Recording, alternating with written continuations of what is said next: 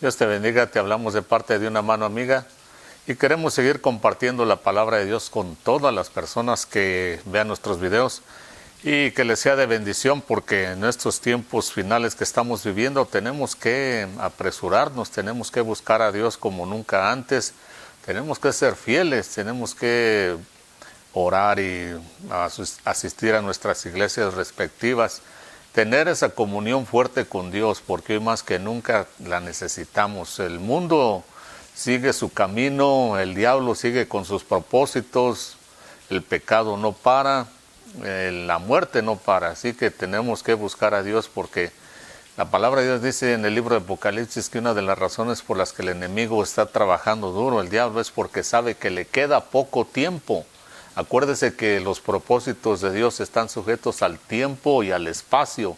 Hay un tiempo y un lugar donde se tienen que llevar a cabo, y el diablo sabe muy bien eso. Él sabe que tiene poco tiempo, y los lugares donde él va a llevar sus propósitos de maldad para engañar a la humanidad desde este tiempo, desde hace muchos siglos atrás, pues siempre está trabajando duro, él no duerme. Y nosotros también tenemos que seguir trabajando, seguir luchando, seguir fortaleciéndonos en la fe a través de la palabra de Dios, porque la fe viene por el oír de la palabra de Dios. Vamos a seguir hablando de el propósito de Dios. Hemos hablado de que el Señor vino y fundó la iglesia hace 2000 años. Cuando le preguntó a Pablo, a los apóstoles, ¿quiénes dicen los hombres que yo soy? Y ellos le preguntaron, pues unos dicen que tú eres un profeta, Jeremías, o de los antiguos. Y él les dijo a ellos, ¿y ustedes qué opinan? ¿Quién creen que soy? Y Pedro le dijo, tú eres el Cristo, el Hijo del Dios viviente. Y el Señor le contesta, eso no te lo reveló, eso no te lo puede haber enseñado ningún ser humano, dice, solamente mi Padre, dice. Yo también te digo que tú eres Pedro, y sobre esta roca, hablando de sí mismo, dice, voy a edificar mi iglesia, y ni las puertas del infierno, ni las puertas del imperio de las tinieblas van a poder contra ella. Recordamos de que el Señor los mandó a predicar a aquellos 70, y cuando regresan le dicen, Señor, hasta los demonios se nos sujetan en tu nombre. Y el Señor les dice, eso está bien, dice, pero lo más importante que se deben preocupar ustedes es que sus nombres de ustedes estén escritos en el cielo. Así que el propósito de Dios es muy importante, es lo más importante para Dios, pero para nosotros realmente lo más importante es nuestra salvación, porque ahí el Señor una vez más les está diciendo, asegúrense de que sus nombres están inscritos en el cielo, que tienen salvación, dice, porque ¿de qué les serviría que puedan echar fuera demonios si ustedes se pierden, como Judas? Porque ahí andaba Judas también todavía. El Señor dijo en otra ocasión, ¿de qué le sirve a un hombre si conquista el mundo entero, pero si su alma se pierde para siempre? Y conquistarlo no es solamente conquistarlo como hizo Alejandro Magno, como hicieron los grandes emperadores, sino conquistarlos para Cristo, porque hay hombres que han avanzado. El mismo apóstol San Pablo conquistó el mundo para Cristo a través de sus escritos, hasta la fecha. No hay día por los últimos 2000 años alguien que no hable de lo que el apóstol San Pablo escribió. Y hasta la fecha se habla muchísimo de sus escritos del Nuevo Testamento, de la gracia, de los misterios que Dios les reveló. Pero el Señor dijo que lo más importante es nuestra salvación, porque si perdemos nuestra alma ya no hay nada que podamos hacer para recuperarla. Para Dios lo más importante es el propósito que tiene con una persona, porque claro, dentro del propósito que Dios tiene con una persona está la salvación también. Pero Dios de todos modos va a cumplir sus propósitos, ya sea que esa persona que Él llama esté dispuesta, termine o no acabe lo que tiene que hacer. Está Judas una vez más. Podemos ponernos ejemplos claros. Uno de los ejemplos pues más dolorosos que existen es el del mismo rey Saúl, el segundo rey que hubo en Israel, el primer rey que hubo en Israel, que fue desechado por Dios. Dios lo llamó para que fuera rey de Israel y condujera al pueblo de Israel a todo lo que tenía que ver con la política, y claro que también él tenía la obligación de servirle a Dios. El rey en aquel entonces, Dios había dicho que tenía que tener una copia de la ley que Dios le dio a Moisés para que supiera cómo gobernar ese rey. Pero este rey Saúl se desvió totalmente del propósito de Dios y se perdió. Entonces, ¿qué pasa? Dios llamó al rey David, estando vivo todavía el rey Saúl, por eso lo perseguía para matarlo. Y nada hizo cambiar al rey Saúl, eso es lo más triste de todo. Lo más trágico de un ser humano no es tanto caer y fallar una vez, así como en el caso de Adán y Eva, o como en el caso de Caín, que mató a su hermano, porque van y ofrecen con Abel la ofrenda que Dios les había mandado. Abel ofreció un cabrito, o sea, ofreció sangre, que era lo que Dios demandaba, porque representaba a Cristo en el futuro. Pero dice que la palabra de Dios que Caín ofreció de sus legumbres, de sus hortalizas, y seguramente le costó trabajo para hacer eso, pero no era eso lo que Dios demandaba, porque eso no representaba a Cristo en el futuro. Y entonces Dios le dice, no, eso no se te acepta, y Caín se enojó y Dios va y lo busca. Y le dice, ¿por qué ha decaído tu semblante? ¿Por qué estás enojado? Dice, y Dios vea cómo le dice, si hicieras lo que se te manda, ¿no serías recompensado? ¿No serías enaltecido si obedecieras y hicieras lo que se te dice? ¿Quién te va a recompensar si no obedeces? Jamás a nadie le han recompensado por desobediente, ni en el mundo que no conocen a Dios hacen eso. El Señor entonces le dice, ve y arregla la situación. Y en vez de arreglar la situación, Caín, en vez de ir a ofrecer el sacrificio que se demandaba, porque podía hacerlo, Dios no le estaba pidiendo algo que no podía hacer. Podía haber hecho arreglar la situación, pero se llenó de enojo, como un niño mimado, como un niño engreído. Y lo que hizo fue vengarse de Dios con su propio hermano, fue y lo mató. El error segundo que cometió este Caín fue peor que el primero, porque el primero Dios se lo pasó por alto y le dijo, ve, tienes oportunidad de arreglar la situación, pero no lo hizo. Su segundo error de llenarse de odio y rencor y matar a su hermano, desobedecer a Dios, fue peor porque fue desechado y después de eso ya no hubo más oportunidad. Lo mismo le pasó al rey Saúl. Que haya fallado una y otra vez está bien, pero Dios le dio oportunidad cuando andaba buscando al rey David. Y se topó con los profetas que estaban a cargo del profeta Samuel, una escuela de profetas que eran muy buenos, buscaban de Dios. Todo el que llegaba con ellos terminaba profetizando, terminaba siendo tocado por el Espíritu del Dios vivo y cambiaba a la gente.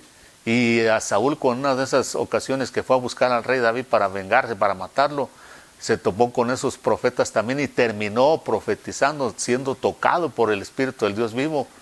Y claro, pues Dios lo que espera cuando Él toca nuestro corazón es para que cambiemos, para que dejemos de odiar, de matar, de robar, de destruir, de adulterar, de fornicar, de toda la basura que hay en este mundo y que los humanos practican. Eso es lo que Dios espera cuando nos toca su espíritu y nos llega la palabra. Pero no, tanto Caín como el rey Saúl se va a su casa, se regresa a su casa.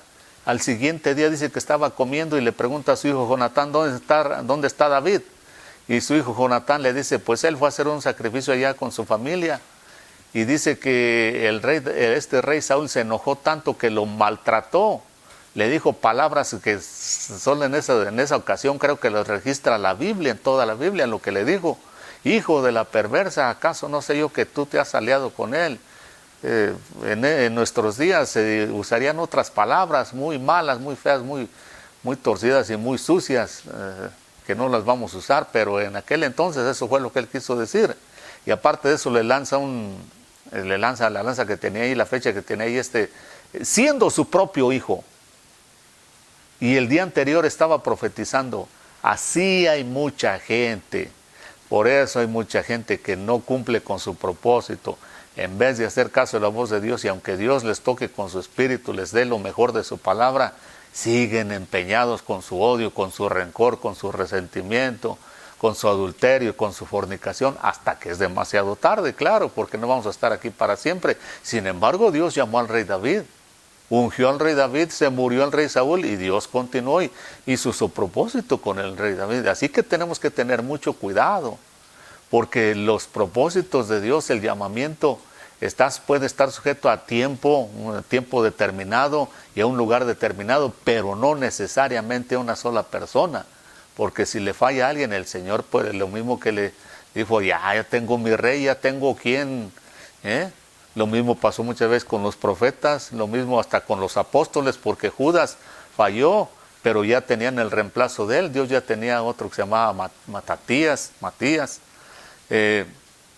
Entonces, tenemos que tener cuidado. Entonces, aquí ahora hablando de la iglesia, vea lo que dice, cómo debe de funcionar la iglesia del Señor después de que Él se fue y la fundaron los apóstoles. El apóstol San Pablo le escribe esto a Timoteo. En el primer libro de Timoteo, esto es lo que le dice en cuanto a cómo se debe de llevar a cabo la iglesia, cómo se debe de conducir allí los cargos y la gente y todo. En el capítulo 3, en el verso 1 voy a leer. Dice, pero el primer libro de Timoteo dice, palabra fiel es esta, si alguno aspira al cargo de obispo, buena obra desea hacer.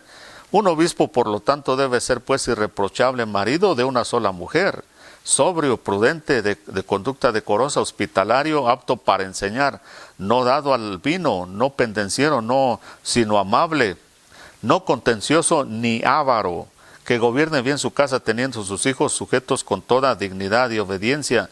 Pues si un hombre no sabe cómo gobernar su propia casa, ¿cómo podrá cuidar o gobernar de la iglesia del Dios vivo? Dice, que no sea un recién convertido, no sea que se envanezca y caiga en la misma condenación que cayó el diablo. Debe gozar también de un buen testimonio o reputación entre los de afuera de la iglesia, para que no caiga en desacrédito y en lazo del diablo. Dice, de la misma manera también los diáconos deben ser dignos de una sola palabra, no dados a mucho vino ni amantes de ganancias deshonestas, sino guardando el misterio de la fe con limpia conciencia, que también estos sean puestos a prueba primero, y si son irreprensibles, que sirvan como diáconos. De igual manera las mujeres deben ser dignas, no calumniadoras, no chismosas, sino sobrias, fieles en todo. Que los diáconos sean maridos de una sola mujer y que gobiernen bien su casa, sus hijos, sus propias casas. Pues los que sirven a Dios como diáconos de esta forma obtienen para sí una posición honrosa y mucha confianza, que es la fe en Cristo Jesús.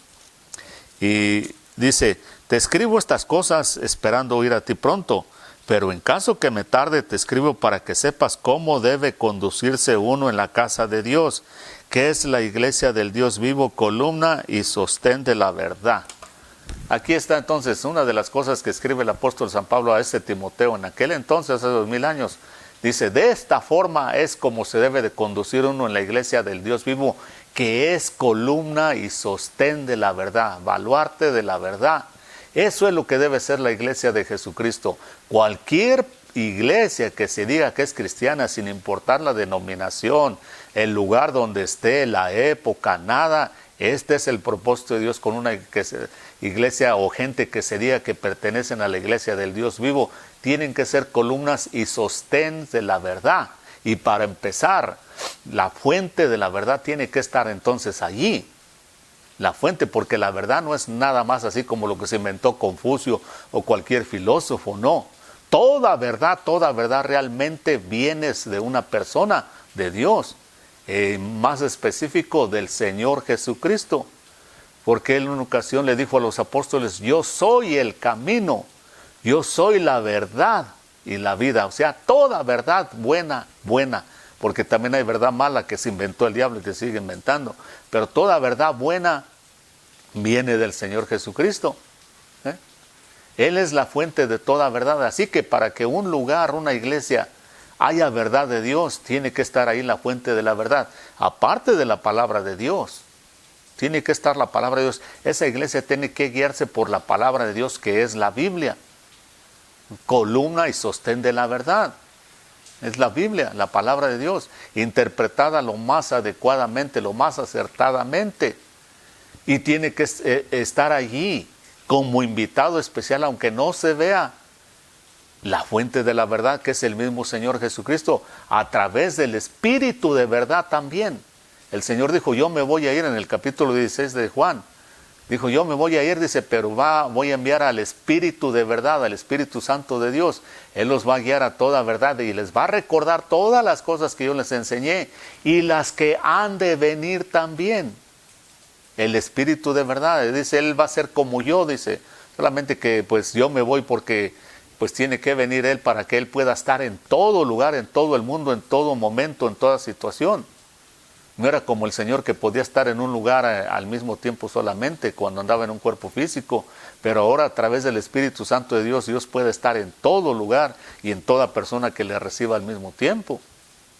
Entonces, ahí está, dice que tiene que ser columna y sostén de la verdad, porque si no es así, toda institución que se llame, por mucho que se llame de Dios, y por muy bonito y fuerte y lujoso que esté su edificio, se viene abajo. Se viene abajo, se cae, la gente se pierde, se hace mundana, se hace religiosa, se autojustifica todo el tiempo.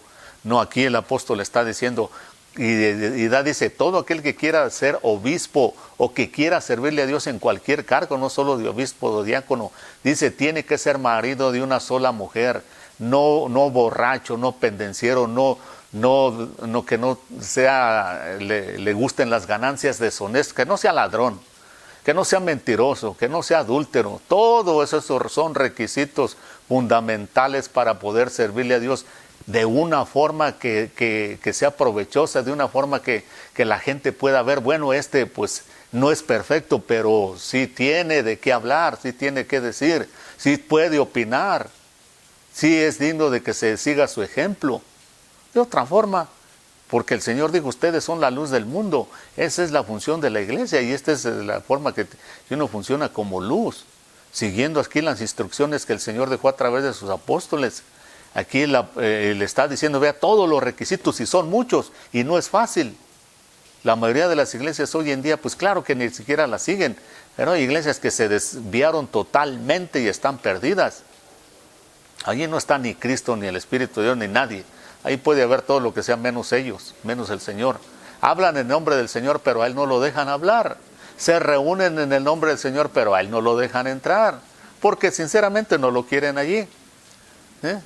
Y aquí el apóstol está diciendo, vea, porque así se debe de conducir uno en la iglesia del Dios vivo, que es columna y sostén de la verdad. Y cuando una iglesia no quiso más al Señor, Él le dice a la iglesia de Éfeso en el libro de Apocalipsis, has dejado tu primer amor, dice, arrepiéntete, dice, porque si no te arrepientes y haces las primeras obras, lo que te hiciste al principio, dice, voy a quitar el candelero de su lugar. En otras palabras, te vas a quedar en oscuridad. Y adivine quién domina en la oscuridad. ¿Quién manda en la oscuridad? Sí, el diablo. Mata, roba y destruye. Pero aquí por eso les está diciendo, así se debe de conducir uno, porque todo aquel que diga que conoce a Dios tiene que ser columna y sostén de la verdad. Entonces, vea lo que dice, lo que pasa cuando la gente no sigue las instrucciones de Dios. En la epístola número 3 del apóstol San Juan, los apóstoles escribieron todo esto. Vea lo que pasa en la tercera epístola del apóstol San Juan, en una iglesia que ya estaba desviándose. En la tercera de Juan, dice sí que solamente son unos cuantos versos, un capítulo nomás, dice, en el verso 9, vea lo que dice, escribí algo a la iglesia, pero Diotrefes, a quien le gusta ser el primero entre ellos, no acepta lo que decimos. Por esta razón, si voy, llamaré la atención a las cosas que hace, acusándonos injustamente con palabras maliciosas, y no satisfecho con esto, él mismo no recibe a los hermanos, y a los que lo quiere hacer se los prohíbe. Verso 11 dice, amado, no imites lo malo, sino lo bueno. El que hace lo bueno es de Dios, el que hace lo malo no ha visto a Dios. Aquí en esta está hablando de Diotrefes. Diotrefes significa alimentado por Zeus. Zeus era el dios de la mitología griega, el mismo diablo. Este hombre era alimentado por el mismo diablo, su ego, y se adueñó de la iglesia e incluso rechazaba a los apóstoles. Esta iglesia acabó muy mal si no se arrepintieron. Ahí estaba Diotrefes, un amador de sí mismo a quien el diablo le alimenta el ego. De esa gente hay mucha en las iglesias. Vamos a seguir hablando de esto, que Dios lo bendiga, hasta la próxima.